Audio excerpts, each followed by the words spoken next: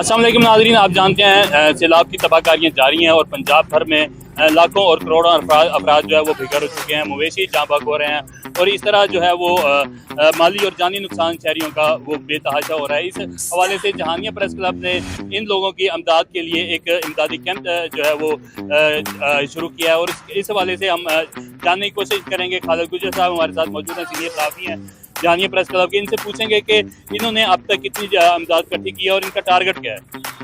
जी बिल्कुल, जानिया press club ने अपने सैलाब ज़दगान भाइयों की अमदाद के लिए ये कैंप लगाया है और जानिया की आवाम जो है वो इसमें बढ़ चढ़ कर हिस्सा ले रही है। हमारी तवक्कुआत से ज़्यादा जो लोग तावन कर रहे हैं। पिछले सैलाब में भी जानिया प्रेस क्लब ने जो यहाँ पर कैंप लगाया था उसमें 2 से 3 ट्रक सामान हम रुझान और दीगर इलाकों में तकसीम करके आए थे। इस दफ़ा भी हम इंशाल्लाह अपने जो सैलाबज़दा भाई ज़िला खानेवाल या मुल्तान और सिंध के इलाकों में होंगे उनके लिए ये सामान लेकर जाएंगे और अपने सैलाबज़दा भाइयों के साथ उनकी मुश्किल की इस घड़ी में साथ खड़े हैं।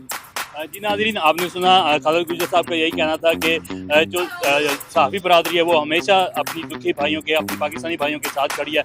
इस वक्त जहानिया प्रेस क्लब के सदर आसिफ जावेद साहब हमारे साथ मौजूद हैं। इनसे पूछेंगे कि इनके क्या ख्यालात हैं और ये इमदाद जो है वो शहरियों से क्या अपील करना चाहेंगे। जानिया प्रेस क्लब जहानिया की तरफ से ये दूसरा रोज़ा कैंप को लगाए हुए मुखिर हज़रात इंशाल्लाह बढ़ चढ़ कर हिस्सा ले रहे हैं। कोई 10, 20, 50, 100, हज़ारों में पैसे इकट्ठे हो गए। इंशाल्लाह सामान भी इकट्ठा हुआ है। इंशाल्लाह 1-2 रोज़ में खानेवाल, मुल्तान, जहानिया जैसे भी होगा, तुलंबा में और कबीर वाला में जैसे भी होगा इंशाल्लाह सामान उनको उनकी दहलीज पर पहुँचाया जाएगा। जी नाज़रीन, आपने सुना सहाफ़ी बरादरी हमेशा अपने पाकिस्तान भाइयों के साथ खड़ी रहती है, उसके हर दुख और सुख में उनके साथ मौजूद रहती है। आज तक के लिए इतना ही, मिलते हैं अगली वीडियो में। अल्लाह हाफ़िज़।